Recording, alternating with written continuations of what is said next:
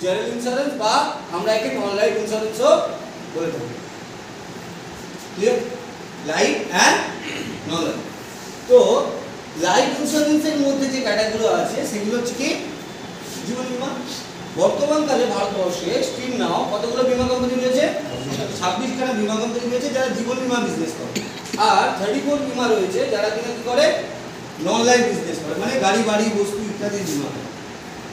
তো এই 26টা বীমা কোম্পানি ভারতবর্ষে, তাহলে যে কেউ কালকে আরেক দিন এসে বলবো আমি বীমা কোম্পানি বলবো, যে কেউ তো গুলো নিতে পারে নাকি, বা যে কোনো বীমা কোম্পানি তো টাকা নিয়ে চলে যেতে পারে। তাহলে এদের দিকে রেগুলেট করার জন্য ভারত সরকারের একটা বোর্ড রয়েছে যার নাম কি IRDAI। আমরা এই প্রসঙ্গে একটু পরে আসবো, insurance regulatory development authority of India. এই 26টা বীমা কোম্পানির মধ্যে শ্রীরাম লাইফ ইন্স্যুরেন্স,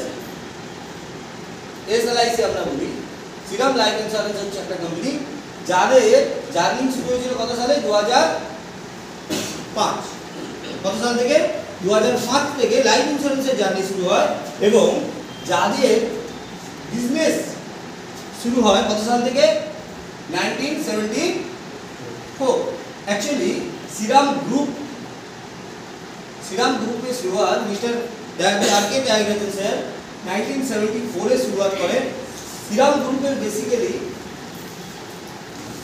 দুই রকমের বিজনেস রয়েছে, একটা হচ্ছে non financial business and financial business. Non financial বিজনেসের মধ্যে আমরা যেমন আমরা পাই আপনার IT সেক্টর, টেলিকম সেক্টর, হ্যাঁ, অটোমোবাইল সেক্টর, এগুলো নন ফাইন্যান্সিয়াল সেক্টরের মধ্যে রয়েছে বিজনেস। ফাইন্যান্সিয়াল সেক্টরের মধ্যে আমরা জেনারেল ইন্স্যুরেন্সকে পাই, লাইফ ইন্স্যুরেন্সকে পাই, মিউচুয়াল ফান্ড পাই, বোঝা গেল, এবং ব্রোকার হাউস, ট্রেডিং হাউস কার রয়েছে, এবং সবচেয়ে বড় জায়গা সেটা হচ্ছে যে ফাইন্যান্স মানে লোন, যেটা ভেহিকেল লোন, শ্রীরামের কিন্তু একটা বড় ধরনের বিজনেস। তো সমস্ত বিজনেস কিন্তু কার দ্বারা পরিচালিত হয়? শ্রীরাম গ্রুপ। এই শ্রীরাম গ্রুপ 2005 সালে ভারতবর্ষে শ্রীরাম লাইফ ইন্স্যুরেন্স বিজনেস শুরু করে। সাউথ আফ্রিকান একটা কোম্পানি যার নাম হচ্ছে কি বলতে পারবে? সানলাম হচ্ছে সাউথ আফ্রিকান কোম্পানি, যাদের শুরুয়াত হয়েছিল 1918 খ্রিস্টাব্দে। 1918 সাল থেকে যাদের বিজনেস জার্নি সাউথ আফ্রিকাতে। স্টিল নাও ভারতবর্ষের 11টা দেশে, ভারতবর্ষ পৃথিবীর 11টা দেশে যাদের কি রয়েছে বিজনেস রয়েছে। সেই সানলামকে সঙ্গে নিয়ে according to FDI law, foreign direct investment rules অনুযায়ী সানলাম প্লাস শ্রীরাম গ্রুপ যৌথভাবে ভারতবর্ষে শ্রীরাম লাইফ ইন্স্যুরেন্সের জার্নি শুরু করে 2005 থেকে আজ কত 2025, তাই তো?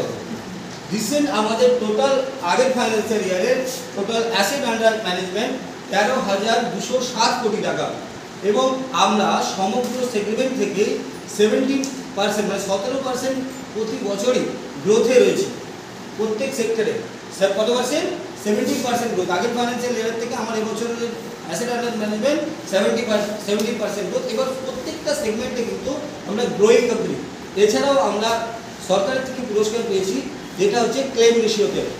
আমাদের রিসেন্ট ক্লেম রেশিও 98.3, মানে আমাদের কাছে কেউ যদি 100 জন ক্লেম করে, সে দ্যাট ক্লেম হয় ম্যাচুরিটি ক্লেম হয়, সেক্ষেত্রে আমাদের ক্লেম রেশিও বেসিক্যালি কত 98.3, যেটা অন্যান্য যে সমস্ত বীমা কোম্পানি রয়েছে তাদের থেকে টোটাল 26টা বীমা কোম্পানি থেকে অনেকটা এগিয়ে। ইভেন আরেকটা সবচেয়ে বড় পাওনা যেটা কিনা আমাদের উইথিন 12 আওয়ার্সের মধ্যে ক্লেম রেশিও হচ্ছে যে 90%। আমি যা বলছি সেটা কিন্তু একটু পরে একটা ভিডিওর মাধ্যমে বা PDF এর মাধ্যমে দেখাবো। কত পার্সেন্ট? 90%। মানে আমাদের মধ্যে আমাদের যারা কাস্টমার তাদের ম্যাচুরিটি ক্লেম হোক বা ডেথ ক্লেম হোক, কোনো ক্লেম করেছে এবং উইথিন 12 আওয়ার্স, ক ঘন্টার মধ্যে? 12 ঘন্টার মধ্যে ক্লেম দিয়েছি কতজনকে? 100 জনের 90 জনকে।